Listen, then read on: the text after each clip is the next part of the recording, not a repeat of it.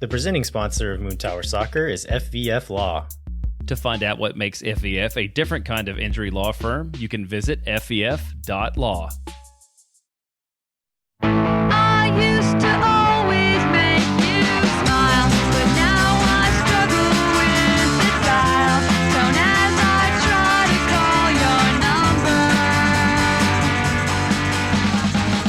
You remind me of... Hello, friends, and welcome to Swoontower Soccer Podcast. I'm your host, Stephanie Cragnola. And I'm Mike Cragnola. And we are here to talk about the boys. That's right. We have been away.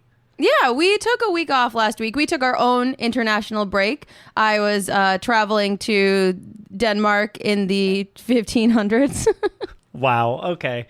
Yeah, Steph is in Hamlet with the Barron's Men here in Austin, Texas at the Curtain Theater. And I was in Tech Week last week, so there was no way we were getting, with Mike's full work schedule and then me being gone the whole rest of the day, it just wasn't going to work. But we're back, babies! Yeah, we were two ships passing in the night in our own house. I guess in the middle of the afternoon, not the night, but same idea. So we are back today, and we've got a lot to talk about. We are going over the Matchscot of the match from September 17th. We are talking about Nashville. We're talking about Vancouver. We're doing our Swoontower Celly ratings, our fit checks, which is a very special segment this week because we had the 4ATX Foundation Gala. We're doing our social media standouts, some listener questions / birthdays, and as always, the man of my jersey. It's true. We've got a lot on the docket, and so I think we should probably just jump in here. Let's jump right in. So what can you tell us about the mascot of the match? I can tell you that Dustin was the sweetest little angel.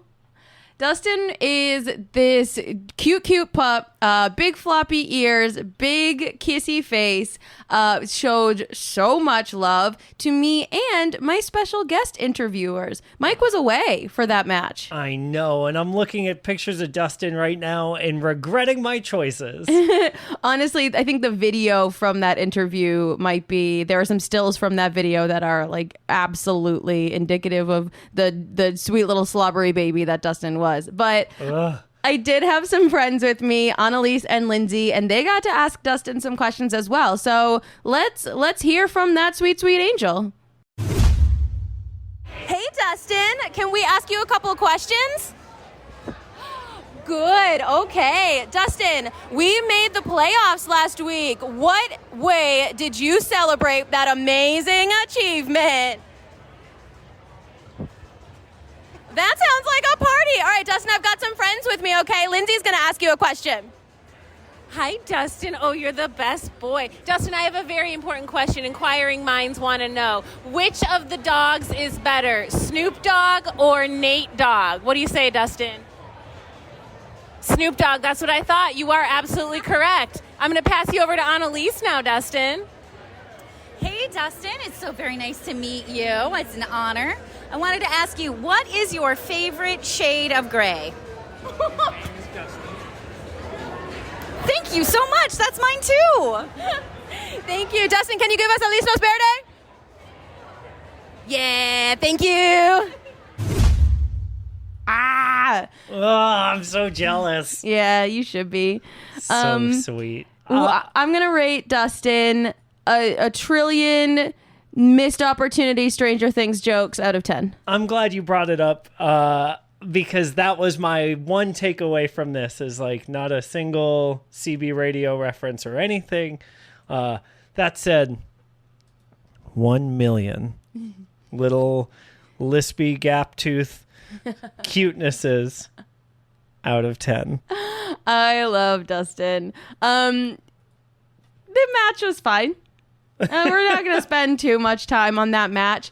It was a pretty clean milk toast match. No one was really spicy. No one was really, fighting. We had a massive change up in the lineup to start. So that did give us the one thing that I wanted to talk about for this match. Since we got to see most of the subs start, we got to see all of our starters warming up. So those of you who have listened to the show before know that we sit in the section where all of our subs warm up in the second half. But when we get to see Maxi and Diego and it was so fun to get to see them and how they interact with each other when they're not starting, because we've never gotten to see that before. Tell me more. That's it. They have good butts. What was the standout interaction? I think the standout interaction was not between them. It was between Maxi and the ref. Every time the ref would call something, Maxi would give him a thumbs up if he liked it, and he would shake his finger, no, and go talk to him if he didn't like it. This is the line ref or the line judge, and it was just so funny because he clapped the ref a couple times. He gave him a couple smiley head nods. Very much running the show from the sidelines. Very much like the mayor of the sidelines over there. That's amazing. Yeah. I obviously was not at the match, but I did watch the highlights and the game on replay. And one of the things that jumped out to me was how hard Emiliano works on defense. He really put in a shift. He's not doing a ton on the offensive side of the ball just yet, but he is contributing in that defensive work rate in a way that I wasn't expecting. Good for him. So that was really good to see that he'll make that long run to help support those poor center backs when they get caught out, because we play really far forward. Yeah. No, I think that's good to hear because, from my perspective, I don't know what the heck he's doing. So, that good. Oh, that's a nice little note. Yeah. I don't have as many nice notes for the Vancouver match. I did not watch the Vancouver match. Yeah, you were in Denmark. I was in Denmark in the 1500s. And so the note that I have here first was so flat, but then spicy at the end. And I know when we were texting about the match, you asked how it was going, and I was like, eh. And then the very end of the match, things popped off. Things went nuts. The ref had lost control of the game. The vibe was weird. And then, apparently, in the post-game interview, Ethan Finley mentioned that Vancouver played a video in the stadium mocking one of the Austin FC owners. During the match? Right at the very end. Right when it got spicy? Yeah. Ooh. And so it sounded like there was a lot that went into why the spiciness happened. Yeah, I love our boys because they are so fiercely protective of each other and the club. Yes. That is one of the things that really riles me up about our Sweet Angels is that they will go to bat to protect their own. Yeah. So that makes perfect sense why it would have that switch all of a sudden. And to that point, Josh Wolf got another yellow card in this game. So he is out for our season ender. Oh my gosh. On yellow card accumulation. Wait, so that's 5? Is the same as any other player? I don't know or about is it that different part. for coaches? I assume it must be different for coaches because coaches aren't supposed to get yellow cards. Right. We should ask our dads, Landon and Jeremiah. Yeah. Boys, help us.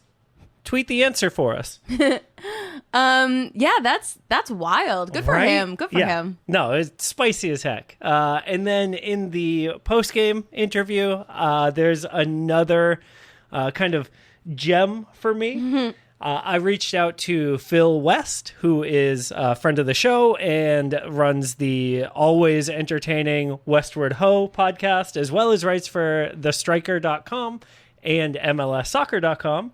And I had to ask him, Phil, please ask about Josh Wolf's facial hair.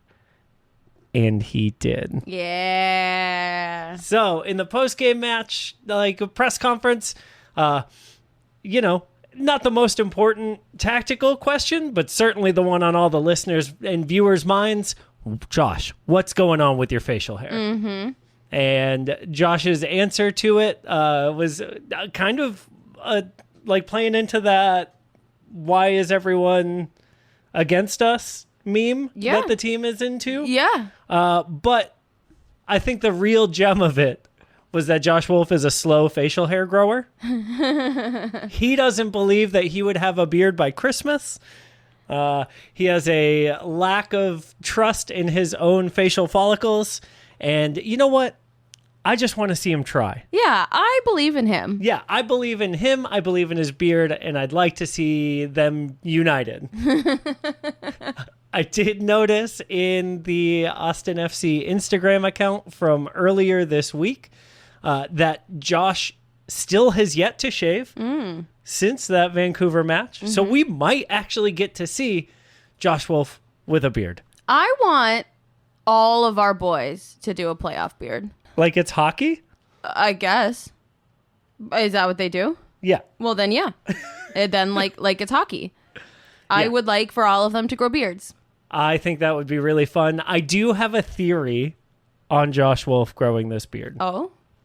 So, we know that the club has been pursuing Emiliano Rigoni since 2019. Oh.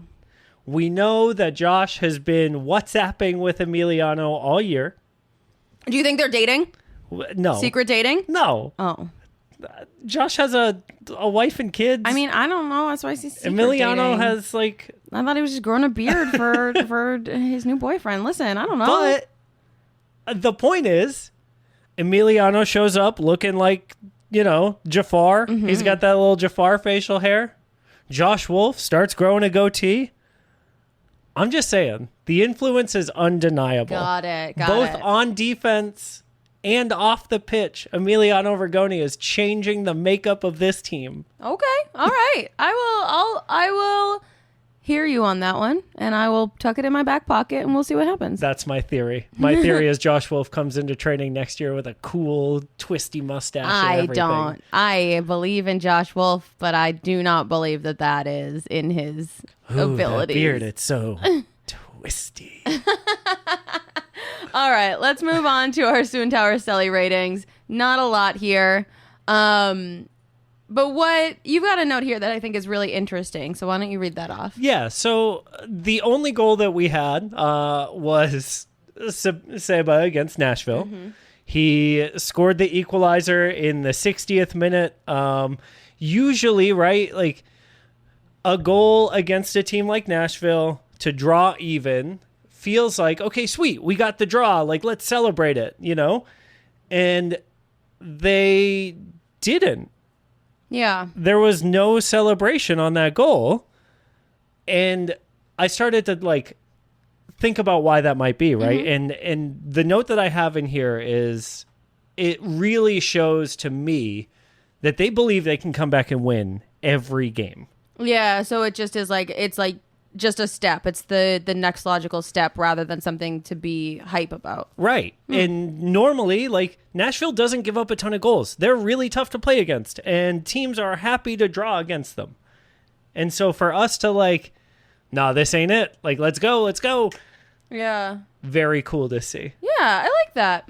And I think it plays into what we were talking about earlier with the team fiercely defending each other and always going to bat, right? It's that same idea.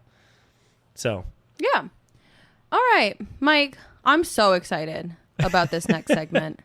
We are doing our fit checks, and we're kind of skipping past our normal match day outfits because we got to see the boys all dressed up for the 4ATX Foundation Gala. It was a night to remember, good and bad. So do we want to start off with our hits or misses?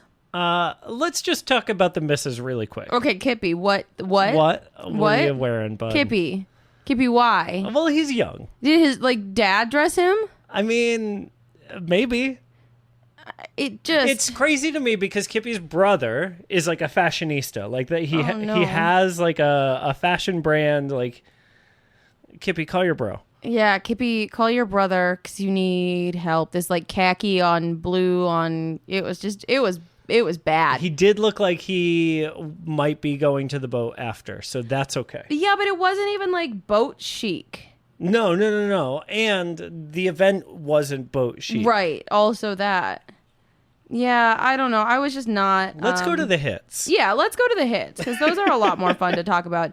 And my goodness, were there some hits. Why don't you start with your favorite?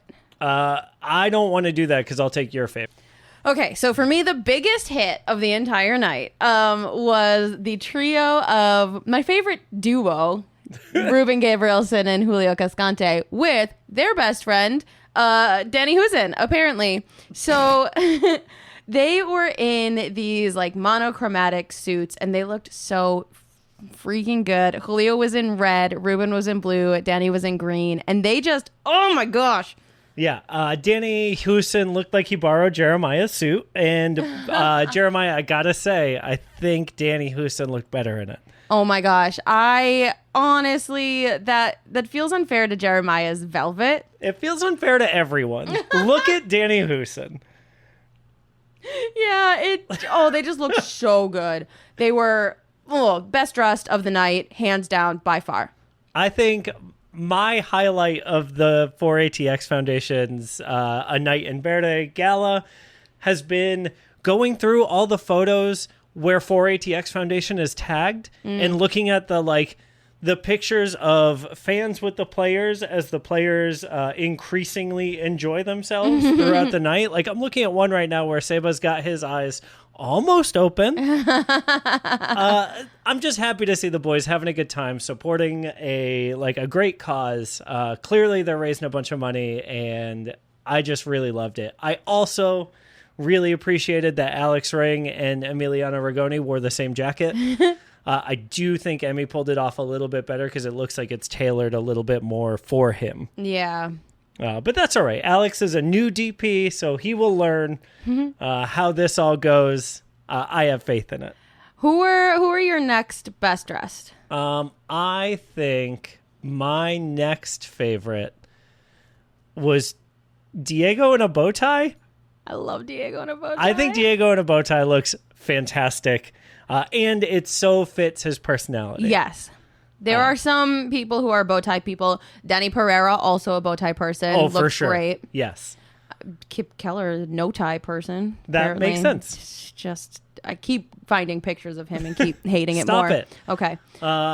Steph, you have one that I think you and I disagree on here. Ooh. In your list, Is it Brad? You have mentioned Brad Stuver, his outfit. I thought Brad looked hot.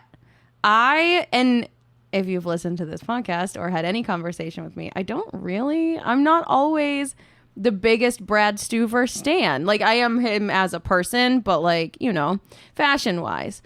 I loved this all black tux with the shiny black lapels. Oof, yes. Yum, yum, yum. So I have a weird judgment of all black as a suit option. Okay. Mostly Sounds like someone's comfortable in color. Wow. I just must be nice. I don't know how to say this.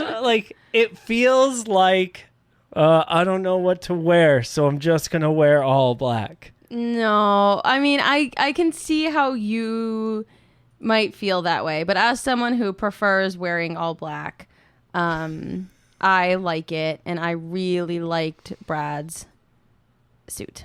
I thought his wife, Ashley, looked fantastic. Yeah, that's just a given. Well, sure. But yeah, so that's my divisive take. Okay. From the night is that the all black, not for me. Okay. You know what? We are allowed to have differing opinions. Thank goodness. Okay. It was a great chance to see them kind of show up and show off a little bit in their fashion. I think I really liked getting to see what they wear to fancy events, because we have them in their, dress up or dress down or whatever variation of that, sometimes both, that they have walking into matches, but this was just a chance to get gussied up, and I loved it. Yeah, I thought that was really fun. Except for Kippy. We also got just a couple of match fits from this past few weeks. Okay. We got Seba and Musa before the Nashville game. Okay. Musa looks great. Musa looks fantastic. A++. So relaxed, so ready to score more goals. Like, you can just tell he's carrying himself with a different energy after that hat trick, Yes. you know? And I really liked it. I still feel like every time I see a Seba match fit, we are getting a further insight into his home personality. No one wears this many straps on their clothes without telling you something about themselves. See, listen, you were confused about this outfit, and I feel like I explained it just fine. It's the casual intersection of hiking and high fashion. He's going to a gala, but then he's going to the mountain right after. He's got those windbreaker pants. They've got drawstrings on the bottoms. He's got his sneakers on. And he's got the strap across his chest like you would have a hiking backpack. You just Or gotta a put harness. You just got to put it over your, over your shoulders, and you're ready to go. But not a hiking harness. You don't know. I mean, You don't know. okay. You know what? You Before we go to blue, we'll move on. Let's go to our social media standouts because I have a lot to talk about. Yeah, you have a note that says a lot 30 minutes for me. Yes. Go. Okay. So those two Lexus videos with Ruben and Julio, y'all know I'm obsessed with Ruben and Julio. You all know I would run through a wall and more for Ruben and Julio. And then to get to see, and it's because, it's not just because they're so good on the pitch. Fight me on Julio. Fight me on it. He's great. He's doing a great job, and I'm so proud of him. It's not just because of that, but it's because they have personality. It was Julio's birthday the other day, and all of the little videos that his wife shared were so cute and fun. He's just the best, and Ruben is the other best. And so to get to see this set of videos with the two of them being the best together, showing their personality, being so silly and so comfortable with each other, like they clearly, this was not a forced friends thing for Lexus to shoot for a video. They were so casual and so comfortable and such good friends, and I loved both of those videos more than I have ever the time to talk about. My favorite part of these videos was when Julio said that if he didn't play professional soccer, he'd be a banker. And then Ruben's like, I'm sorry, what? Yeah, it was, yes. My favorite part is when they asked who has the best fashion.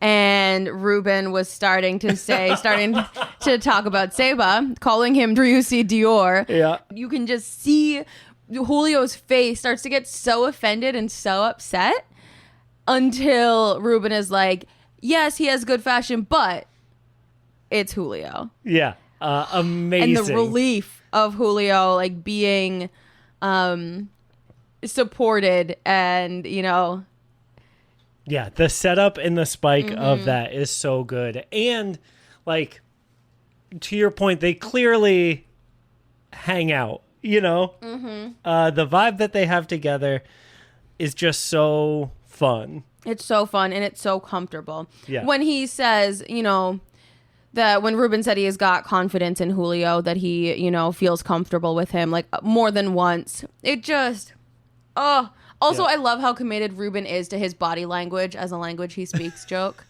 Yeah. And love also. Like, so good. So good.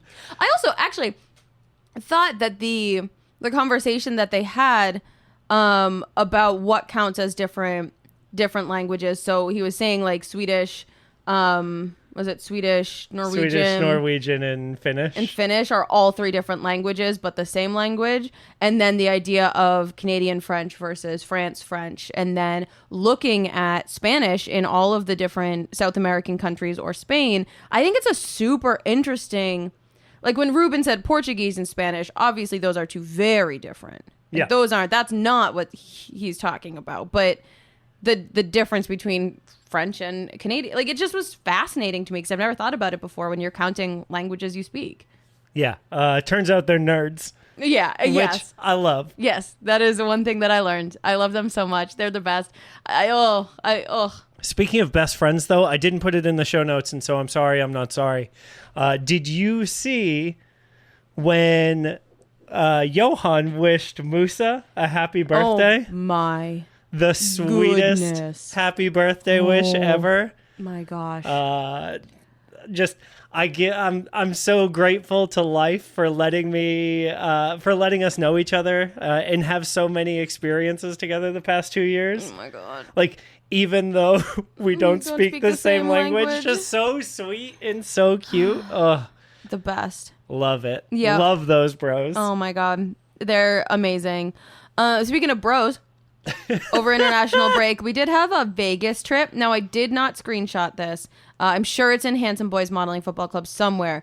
But Maxi, Rigoni, Seba, and Rodney? I'm telling you, he's the key. He's the secret sauce. Do you think they made him, like, carry their bags? No. I think they love having him around. I think even if Rodney weren't on the team, he would be on that trip. I just loved it so much. Oh, it was so sweet. He seems like everyone's little brother. Yes. Like, let's go. Yes. You know what? Somebody should invite Rodney. Incredible. Yeah, just some really, really great social media stuff this week. Yeah. Or I guess this cycle, because there's been a couple weeks. Yeah, the past few weeks. I did link an Instagram Oh, I post saw it. from Austin FC, tagging Brad Stuver. It is adorable. Brad Stuver is giving out his goalie gloves to a fan in the stands, and like the look on Brad's face and then the look on the kid's face could not be more opposite. No. Right? Like, Brad is so, I am determined to give you Serious. these gloves. Yes. This is the most important thing I'm going to Yeah. do all night. I mean, in that same vein, because that's the Right. most important thing that has ever happened to this kid. Oh my the look God, on their he's face. so cute. This kid's so face excited. lit. Like, this is better than getting 6 chicken nuggets when you order a 4-piece. This is better than an extra mozzarella stick. This is better than secret ice cream. Oh, like, man. this kid. It just reminds me that, like, I was a little athlete once, and going to, worlds, or going to whatever competition with like big stars there were, and then having them come over to the boards when you have like a stuffed animal or whatever it was that you would want to give them, and then just that interaction it changes your life as Yeah. a kid. It really truly does. And I know that we can come on here and talk about their outfits and their personalities and all of that, but moments like this, that's what sports are all about for me. Yeah. To kids, these are superheroes, Mm-hmm. right? Like, and it's just so cool. It always reminds me, to wax poetic a little bit, also, it reminds me of a John Updike story. John Updike wrote a piece for the Boston Globe when Ted Williams retired, and it made me want to be a sports writer. I didn't, and then I learned about podcasting now, and here we are.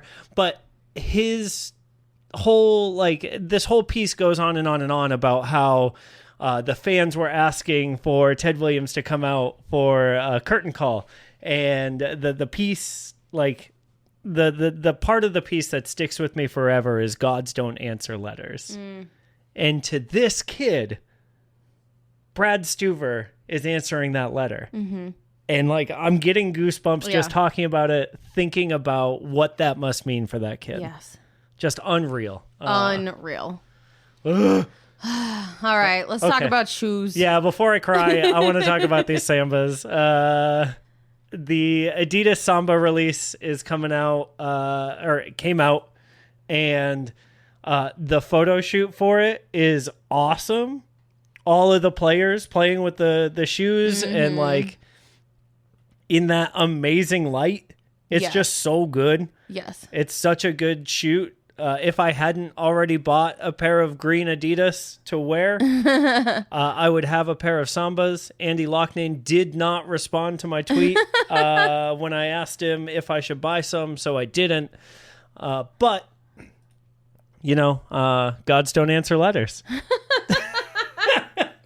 Oh my God. All right. So we've got a birthday that we were supposed to put out an episode last week, and we did not. So I'm so sorry, Avocado Logan. But we're gonna hit your birthday this week. So happy birthday. Yeah, last happy week. belated. Happy belated. His birthday was on the 29th. Which makes him a Libra. And I know what that is. Oh.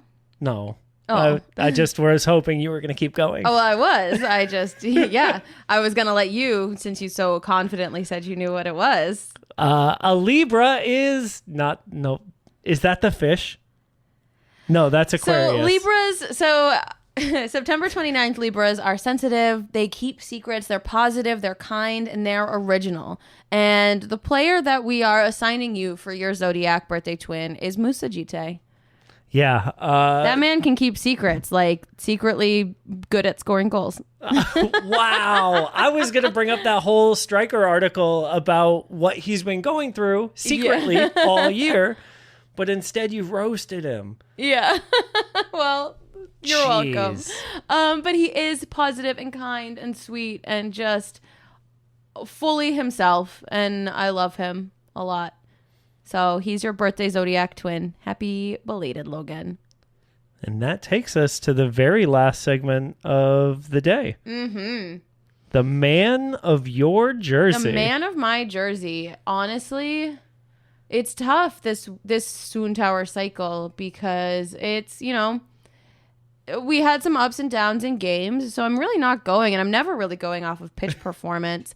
So this week, the man of my jersey is going to be Ruben Cascante. You can't do that. Julio Gabrielson. You can't do that either. Well, Rulio. That's not a person. Gabriel Scante. Not a person. Well, you gotta pick. No. Yep. No, I'm giving it to the child of Ruben and Julio, Rodney Redes. Oh. Please remember to rate, review, like, and subscribe, and we'll see you next time.